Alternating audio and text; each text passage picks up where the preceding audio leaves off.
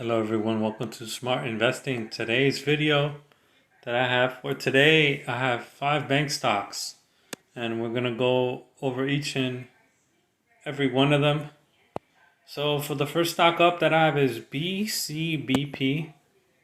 Now for BCBP, looking at the numbers here, so they have a 297 market cap there. Then they have 52-week high and low, difference of $4. PE ratio, pretty deep value there, coming in at around 7 PE. Volume, it seems active, but nothing crazy. Earnings per share is at 2.6. Dividend is at 64 cents. Now, the charting for this is pretty flat for the year, but lately we see here in a downtrend. Now, for this whole stock for the year of 2022, it's been up and down pretty bad. I mean, up and down. You have these big spikes, then these rips going up, and then right back down. Uh, Very, very volatile. Very scary to look at a chart like this. I know it's only like about a $4 range between there and there, but still, it looks like ever since November, it's starting to consolidate. So we see here these small moves down, down, down, down, down. So uh, that actually looks like a better confirmation because these high rips and then, these drops, it makes it hard to take this stock seriously in the long term. And then these whipsaws like that, it only looks good for like day trading pretty much, or swing trading. Now with these small little spikes down, that's actually a good sign because now it just keeps showing confirmation that it's going lower and lower and lower and lower and lower. Uh, I don't have any full indicators here. I don't have all my indicators on, but I wanted to do it without it to see how you guys understand that a little bit better. So hopefully that helps. So we can see here is what I'm saying for the 1 year. So obviously you want to look at these tops and then you want to look at the bottom. And then you kind of want to see what's going on in the middle. And then we have here, you have these rips here. Then you have another move up. Then you have this one down. So, it's just bouncing around again within this range. But where I want to get at is these little moves here, we're starting to stay flat. That's actually a good sign. You don't really see these long periods where it's like starting to stay flat. Like around here. So that was only for this past month, which is actually pretty good. And then it starts going lower because the longer it takes, the easier a stock is to manage when you're day trading it, and obviously trying to analyze it.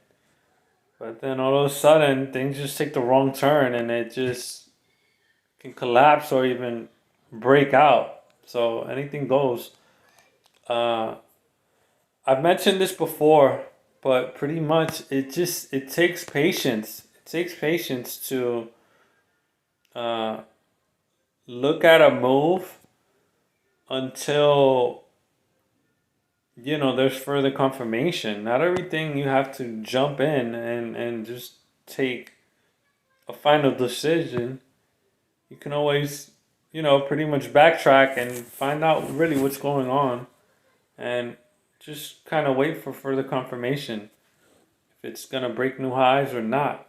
So the technicals for this year seem okay. It needs work. I'm not a fan of those big drops and big rips. Now for the quants, it's showing a 5 out of 5 rating. I disagree with that. Quality is at an 8. Value is at an 8. I mean, deep value, momentum, and growth. These are strong numbers. And then the income was the lowest. Pretty awful. I mean, these are pretty good numbers, but I just don't see that. I don't see momentum and growth from a $297 million company, and the volume doesn't support it. 52-week high and low doesn't support it. So obviously this information is pretty inaccurate. So I would rate this a little bit lower for momentum and growth. Now, for the quality, to me, that's something that always has to be looked into. It helps to read about the profile if you understand a certain sector. And then if you really want to jump into it and do a deep dive, then you just pretty much have to go on the website and Google research, read some news about it, find different sources and see what they say about the company and see what really good information you can get, really bad information, and just try to compare. And then also, even if it's neutral information, just regular information, nothing bad or good, it's just, for an FYI or whatever, that helps too. So with the earnings estimates here, they raised it for 2022, as you can see, and then for 2023, it dropped slightly. So we'll see what happens with that. Now, debt is obviously pretty high. It's at 91%. Then we're going to look at the income. So income statement has actually gone up, which is pretty good. I would assume their revenue has gone up. And it's not showing me any numbers for their revenue. Now for the balance sheet, for the past 5 years, stayed about the same levels. Cash flow, they're positive and negative. It's showing me that they're positive. So they do have a lot of cash on the sidelines. And it just depends on how they manage to do that. What are they going to do with the capital, and how effective can management make this company better overall, financially, and just a better market cap overall. So with this stock, I'm going to say no. It has a low market cap. Again, the 52-week high and low. Yes, the deep value. Income is trash. And then the volume is pretty awful. So I see more bad signs and negative factors when looking into this, comparing to anything pretty good. So we're going to move on to the next stock. IBCP. So IBCP, we have here chart of the 5-year. It looks pretty flat, to be honest. You see a 2020, and then let's go around that level. So around $20. Technicals are flat. Market cap at 483 million, not in the billions, but million. 52-week high and low, not much of a big difference. Nothing impressive that I'm looking at about this stock. Now we're just gonna move into. I'm gonna move into the quants, and then for the quants, the overall rating for quants is a 4 out of 5. again, quality has the highest rating at an 8. I don't know what to think of that, to be honest. Uh, it's just something that was decided by the app, and I would have to look at the business model. I'm sure they do consumer lending and all that, but I want to see what do they do exactly. They do commercial loans. It also says they do real estate construction and residential mortgages, home equity, all that good stuff. Eastern Massachusetts, even though the company says it's an independent bank in Michigan, so maybe they're expanding over there. Now, again, momentum is not too far, so that was the second rating. Again, I can't approve of this rating 4 out of 5, which is why we just want to look at everything else. So again, the technicals need a lot of work. So it's definitely way below average. And then these earning estimates can mean a lot. Q4, and especially all through especially through all 2022. And then Q1 is not much of a difference from Q1 in 2023 compared to Q1 from 2022. So it dipped down from Q4 for that estimate, and we're just waiting to see what happens when earnings report comes. So that will be in April of the end of the month, and we have here really low numbers. It's not giving me margins. Debt typically the same for all banks. Net income has risen with some pretty solid numbers, actually. Some really nice looking numbers, actually, to be honest. So we have like that nice little increase, which is really, really good from the bottom line. I'm sure the top line has done really well with that too. So you see that increase right there. Now, even though it dipped down, I guess from year to year, that varied. Now, cash flow, it looks like it's been going up just with the operating alone. So we have here 443.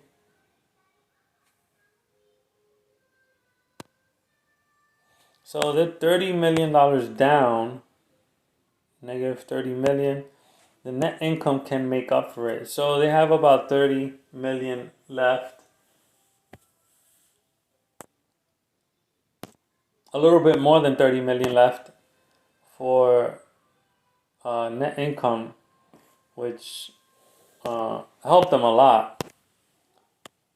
So they do pay a dividend of now 23 cents. So they did raise the dividend up from 22 cents last year. So something's better than nothing. I mean, I think it's an awful raise, but something's better than nothing. So IBCP, I'm going to say no to this stock. It's just the market cap, 52-week high and low. Same as the last one. The volume is bad. I've seen volume in the millions if people really like this stock. So I don't see no potential. Again, they're raising their dividend. They have, I wouldn't say positive cash flow, but they're working off of the net income, which ain't a bad thing, and it just takes time to do that to get to $1 billion company. So who knows? I think they're gonna be pretty bad this year, but they can manage themselves this year and get out through a tough year. Who knows? They might be even better next year. So for now, I'm gonna say this stock is not good to add to a watch list. So I'm gonna say no and move on to the next one. So we have here BMA. BMA, look at that 5-year outlook. Definitely a big drop. It doesn't look like it's recovering. Even ever since 2020, it's just stayed flat pretty much. It hasn't broke out. So it looks like the past 3 years it's just been horrible. And it seems like they've been trying to stand on their own 2 feet, still earning. 52-week high and low is actually not bad compared to the banking sector. And market cap is at 1.36. Deep value. Volume seems pretty active. So technicals are really bad. It doesn't seem like it's in no kind of trend. It's just sitting there with a dead pulse. Fundamentally, they're doing okay. So obviously they can survive. Obviously, analysts are pushing this to underperform. So that is similar as to a sell rating. And then this actual sell rating is actually considered to be a strong sell rating. So I want you guys to know that and memorize that and differentiate that, because people might see right away, okay, underperform, okay, sounds like they might just miss. Because just with a word, it's not as accurate as a number. That's why it's always better to go off of the numbers. So anyhow, quant rating, oh wow, I'm surprised it's not giving me anything. We'll look at the fundamentals and then we'll jump into the next stock. Obviously 2022, slight declines for the earnings estimates, and you have a slight increase in 2022 for Q4. It was about the same as Q4 in 2021. So I don't know if that's a good thing or a bad thing. I don't know if it got revised or not. Now, for their earnings have dropped. And this is for 2021. I haven't gotten any 2022 results yet. Debt is actually pretty good. Really, really good. I've never seen lower debt actually than any other company. So we have here net income has dropped a little bit. Balance sheet. That's weird. It's in the trillions. This has to be different currency, as we can see here. The Argentina peso. So that's the Argentinian dollar. And we want to see the cash flow here. So we have about 107 billion negative. So negative cash flow. This stock is awful with the negative cash flow. I don't think that's gonna come well for the net income. Definitely not a good sign. So that cash flow is actually doing damage to their bottom line. It can do damage to their bottom line. I don't see how they would survive if we were in a major downtrend. And I wouldn't be surprised if this stock gets bankrupt or decides to delist or whatever. I don't see a downtrend as of yet, but to be cautious about it, definitely. This stock, I would not go for it. So moving on to the next one would be BUSE. So with BUSE, pretty flat on the technicals. Volume seems pretty active. Share price at 24 and 63 cents. So looking at the numbers, 52-week high and low, needs some work. Then we have the market cap at 1.36 billion. That also needs a little bit of work. If they want to raise capital, I mean, now would be the best time to do it. since 2021 was pretty flat. 2022 was a down year overall, and then now it looks pretty flat. Doesn't look like a lot of people like this stock. So yes, the volume seems pretty active, but nobody really wants to keep this stock around for the long term. Now we have these. Hold on, before doing the estimates, it is rated for a quant rating of 4 out of 5. Highest rating is quality 7.3. Now for those earnings estimates, we have them going up pretty much. It looks like almost 10 cents every estimate. Now for Q1, it looks like they downgraded it again, or revised it back to its Q3 2022 estimate, which was about, I don't know, 61 cents, I would guess. So they would have to go over that 61 cents and satisfy Wall Street. Even though if it does sell off, at least it can point back in the history box and say, hey, you beat estimates during bad times, so hopefully during futures, things can do even better. Now, for their debt, typical bank running pretty high on debt. Now we're gonna look at the income statement. It looks pretty flat, nothing amazing. Then we have the balance sheet. Nothing that pops out to the eyes. Just nothing impressive. It's just a typical bank seeing the same numbers over and over and over. So operating, investing, and then financing. So it looks like they are down 15. So positive cash flow. They do have plenty of cash flow. Definitely over 120 million.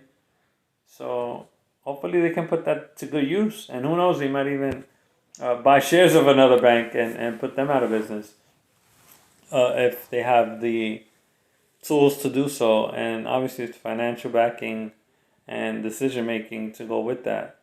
So at $24.63, I think it needs some work.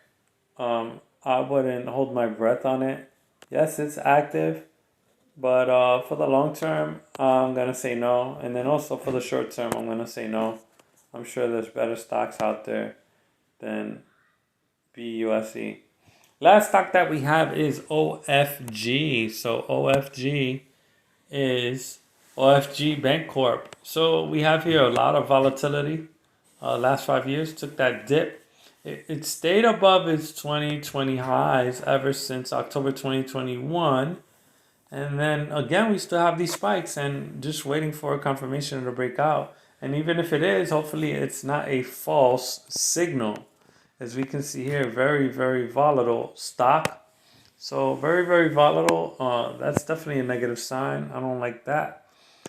52-week high and low, definitely bad. PE ratio, doesn't matter. Really, dividend is pretty bad. Earnings seem okay. And just looking at the numbers, nothing really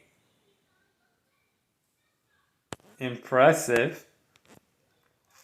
So out of 4 analysts, 100 of them rated buy, but nothing's in the strong buy. So we have here quant rating, highest rating. I don't know why they rated bank stocks quality. I mean, I just don't see it. So strongest overall rating is 4 out of 5. I just don't see that either. We have earnings estimates here raised from 2022. Kept raising each quarter. Now for 2023, going into Q1, they lowered their estimates, which is understandable. And it looks like they beat all their estimates from last year. And you would think the stock price would bounce back higher, but so far that's not the case. Now for the debt, slightly lower than their peers coming in at 89. And then pretty much looking at the cash flow, see what happens with that. So net income has gone up from the past 5 years, and that is a 2022 data point that I have. Balance sheet looks about the same for the last 4 years. And then before that in 2018, that's when things were, I guess, a little bit easier to manage. But again, they raised their debt levels even higher from 2018. Cash flow, want to see if they are positive or negative. I have nothing for 2022. It's weird. They give me bits and pieces of results for 2022, but when I look at the full stock going over it, it's just not giving me all the info for 2022, really. So this stock actually has negative cash flow. With that alone, 52-week high and low. Obviously, the volume is active, but not as active.